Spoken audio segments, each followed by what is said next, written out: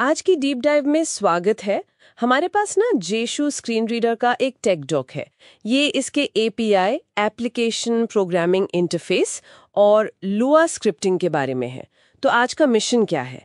Mission है ये समझना कि भाई ये एपीआई और लुआ स्क्रिप्टिंग ये मिलकर कैसे इस स्क्रीन रीडर को और स्मार्ट बना सकते हैं।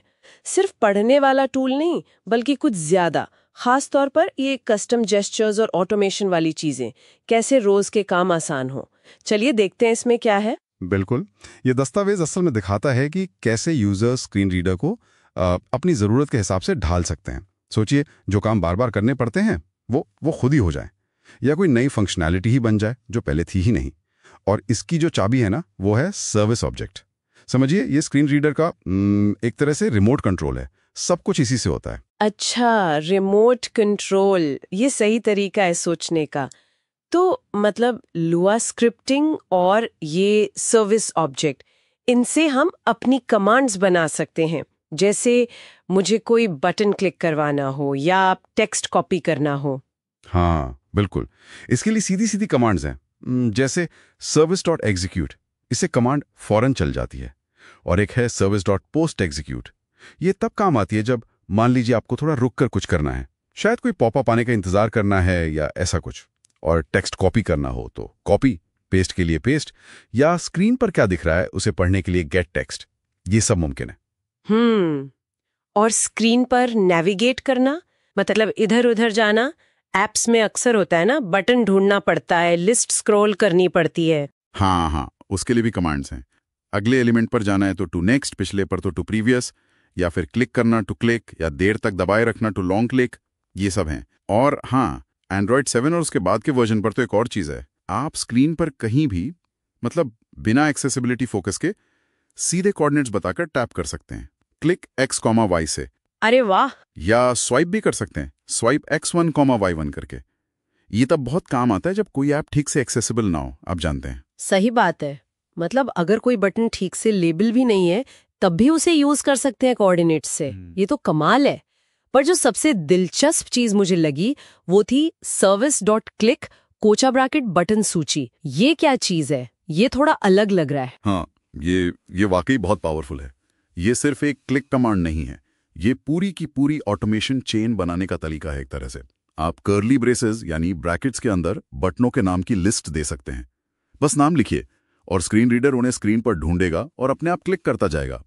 जैसे मान लीजिए आपको सेटिंग्स में जाकर फिर प्रोफाइल पर, फिर लॉग आउट पर क्लिक करना है, तो आप लिखेंगे सेटिंग्स, प्रोफाइल, लॉग आउट। अच्छा, एक के बाद एक। और इसमें वो कुछ खास सिंबल भी थे ना, वो तारा जैसा या $, उनका क्या काम है? हाँ, वो इसे और भी स्मार्ट बनाते हैं। देखिए, मान लीजिए किसी बटन का नाम है संदेश और उसके आगे लिखा है ब्रैकेट में 3 नए। अब ये 3 नए तो बदलता रहेगा, तो आप बस संदेश लिख दीजिए। ये वाइल्ड कार्ड है। ये संदेश के बाद जो भी लिखा है उसे इग्नोर कर देगा और बटन ढूंढ लेगा। अच्छा, ये तो बहुत बढ़िया है। और वो जो डॉलर है वो देरी के लिए है। जैसे लॉगिन $2000 डैशबोर्ड। इसका मतलब है लॉगिन बटन पर क्लिक करो, फिर 2000 मिलीसेकंड यानी 2 सेकंड रुको, अब फिर डैशबोर्ड ढूंढो। अच्छा, टाइमिंग के लिए। बिल्कुल। कभी कभी ऐप लोड होने में टाइम लेता है ना, और वो सिंबल भी है। उससे आप कोई ऐप खोल सकते हैं, जैसे व्हाट्सएप, या फिर स्क्रीन पर किसी चीज के आने का इंतजार कर सकते हैं एक तय समय तक। तो मतलब हम एक पूरा प्रोसेस, जैसे किसी ऐप में लॉगिन करके किसी खास स्क्रीन तक जाना, उसे ऑटोमेट कर सकते हैं, भले बीच में रुकना पड़े या बटन का नाम थोड़ा बदल जाए।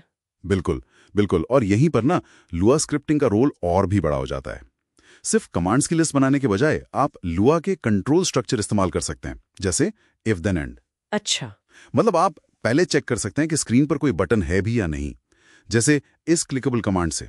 और अगर वो बटन है तभी उस पर क्लिक करो। या फिर फॉर लूप से किसी काम को कई बार करवा सकते हैं। इससे स्क्रिप्ट बहुत फ्लेक्सिबल और इंटेलिजेंट बन जाती है। समझ गई। तो ये सिर्फ कमांड चलाने जैसा नहीं है, ये लॉजिक बनाने जैसा है कि अलग अलग सिचुएशन में स्क्रिप्ट क्या करे। जैसे वो QQ ऐप का उदाहरण था ना डॉक्यूमेंट में, कि कोई पॉपअप आ जाए तो भी स्क्रिप्ट काम करती रहे। सही पकड़ा। वो यही दिखाता है कि कैसे आप नेस्टेड कर्ली ब्रैकेट्स यूज करके और थोड़ा लॉजिक लगाकर ऐसी अनएक्सपेक्टेड चीजों को भी हैंडल कर सकते हैं। मान लीजिए कोई डायलॉग बॉक्स आ गया अचानक, स्क्रिप्ट उसे बंद करके अपना काम जारी रख सकती है। ये नॉर्मल एक्सेसिबिलिटी से काफी आगे की बात है। तो कुल मिलाकर देखें तो जीशू का ये एपीआई और लुआ स्क्रिप्टिंग सिर्फ स्क्रीन को पढ़ने में मदद नहीं करते, ये तो उसे कंट्रोल करने और बिल्कुल अपने हिसाब से चलाने का एक जबरदस्त टूल किट है। ये तो यूजर को मतलब ड्राइवर सीट पर बिठा देता है। एकदम, ये टेक्नोलॉजी को असल में यूजर के हिसाब से ढालने की ताकत देता है। पर्सनलाइजेशन, जो काम पहले मुश्किल लगते थे या थका देते थे, उन्हें आसान या शायद पूरी तरह ऑटोमेटिक बनाया जा सकता है। संभावनाएं बहुत हैं, खासकर जो लोग रोज कंप्यूटर पर जटिल काम करते हैं, उनके वर्कफ्लो को सिंप्लीफाई करने में। और जाते जाते एक सवाल सबके सोचने के लिए छोड़ जाते हैं। जब हम एक्सेसिबिलिटी को सिर्फ कमियों को पूरा करने के नजरिए से आगे देखते हैं, तो इस तरह के जो कस्टमाइजेबल ऑटोमेशन टूल्स हैं, वो हमारे डिजिटल अनुभव को बेहतर बनाने और शायद ऐसी नई क्षमताएं अनलॉक करने के कौन से अनोखे रास्ते खोल सकते हैं जिनके बारे में हमने सोचा भी ना हो।